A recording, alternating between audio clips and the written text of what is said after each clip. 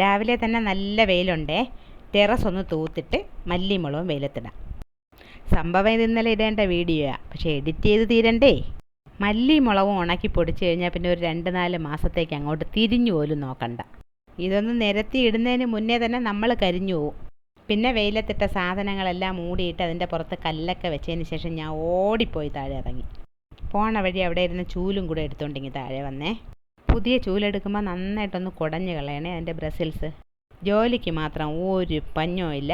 കുറച്ച് അരി കഴുകി വെള്ളത്തിലിടാമെന്ന് വിചാരിച്ച്. എന്തായാലും മെല്ലിപ്പോവല്ലേ, അപ്പോൾ അരിയും കൂടെ പൊടിച്ച് വാങ്ങിക്കാം. ഇന്നലെ മീനാക്ഷിയുടെ ബർത്ത്ഡേ ആയിരുന്നു, അതുകൊണ്ട് ഇന്നലെ തന്നെ വീഡിയോ ഇടണമെന്ന് എനിക്ക് നല്ല ആഗ്രഹമുണ്ടായിരുന്നു. പക്ഷേ നടന്നതേ ഇല്ല.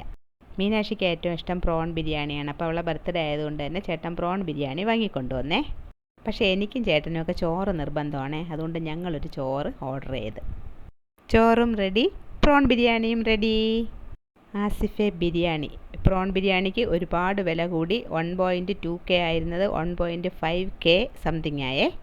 ഫുഡ് കഴിച്ചതിന് ശേഷം ആദ്യം അരി പൊടിക്കാൻ എടുത്ത് വെച്ച് മേളിൽ പോയിട്ട് ഉണക്കായിട്ടിരുന്ന മല്ലിമുളകും എല്ലാം താഴെ എടുത്തുകൊണ്ട് വന്നു. കുറച്ച് നേരം കൂടെ വെയിലത്ത് കിടക്കേണ്ടതാണ്, പക്ഷേ മഴക്കറുപ്പ് എന്നെ പേടിപ്പിച്ചുകൊണ്ടിരിക്കുകയായിരുന്നു.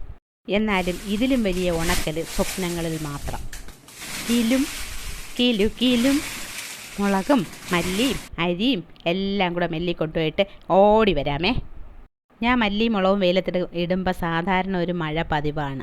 മഴക്കാലം ഒന്നും അല്ലെങ്കിൽ കൂടെ ഒന്നെങ്കിൽ മല്ലിയും മുളകും പൊടിച്ചിട്ട് വരുമ്പോൾ മഴ പെയ്യും, അല്ലെങ്കിൽ മഴ ഇങ്ങനെ കറുത്ത് കിടക്കും.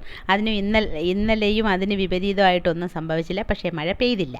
മെല്ലിൽ ഭയങ്കര തിരക്കൊന്നും ഇല്ലായിരുന്നു. അപ്പോൾ എൻ്റെ അടുത്ത് വെയിറ്റ് ചെയ്യാൻ പറഞ്ഞു. അപ്പം തന്നെ മല്ലിയും മുളകും അരിയും പൊടിച്ച് കിട്ടി. പൊടികളുടെയൊക്കെ ചൂട് മാറാൻ വേണ്ടി ഞാൻ മുറത്തിൽ തട്ടി വെച്ചിട്ടുണ്ട്. തണുത്തതിന് ശേഷം പാത്രത്തിലാക്കി വെക്കുള്ളൂ.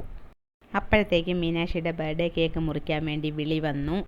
കാത്തും സൂരജും ഇല്ലായിരുന്നു, മീനാക്ഷിയുടെ ഫ്രണ്ട് മാത്രമേ ഉണ്ടായിരുന്നുള്ളൂ. കേക്ക് മുറിച്ച് കഴിഞ്ഞിട്ട് ഞാൻ ഓടിപ്പോയി മല്ലിയും മുളകും ഒന്ന് അരിച്ചെടുക്കാമെന്ന് വിചാരിച്ചേ. മല്ലിപ്പൊടിയും മുളക് പൊടിയും ഒക്കെ അരിച്ച് അവരവരുടെ സ്വന്തം പാത്രത്തിലാക്കി നല്ല ഭംഗിക്ക് വെച്ചിട്ടുണ്ടേ. മല്ലിയിൽ നിന്ന് കിട്ടിയ വേസ്റ്റാണേ, മുളകിന് കുഴപ്പമില്ലായിരുന്നു. വൈകിട്ട് കാത്തും സൂരജും വന്നപ്പം വീണ്ടും കേക്ക് വാങ്ങിച്ചുകൊണ്ട് വന്നേ. എനിക്ക് ഐസ്ക്രീമും കേക്കും ഒന്നും ഇഷ്ടമില്ല കൂട്ടുകാരെ. എന്നിട്ട് ഞാൻ പോയി കുറച്ച് മല്ലിപ്പൊടിയും മുളക് പൊടിയും കൂടെ ഒരുമിച്ച് വറുത്തങ്ങ് വെച്ച് എല്ലാം കഴിഞ്ഞ് പോയി കുളിച്ച്. പിന്നെ ഇവരെല്ലാം ഇവരുടെ പാത്രങ്ങളിലാക്കി ഇവരുടെ സ്ഥാനത്ത് കൊണ്ടുപോയി വെച്ചിട്ടുണ്ടേ. എൻ്റെ അമ്മോ, ഇത്രയും കഴിഞ്ഞതിന് ശേഷമാണ് ഒരു റെസ്റ്റ് കിട്ടിയത്. അപ്പോൾ ഇത്രയൊക്കെയേ ഉള്ളൂ. ഇനി നാളെ എന്താ വിശേഷമെന്ന് നാളെ ഞാൻ വന്ന് പറഞ്ഞു തരാമേ. അപ്പോൾ ഓക്കെ, ബൈ ഡിയേഴ്സ്.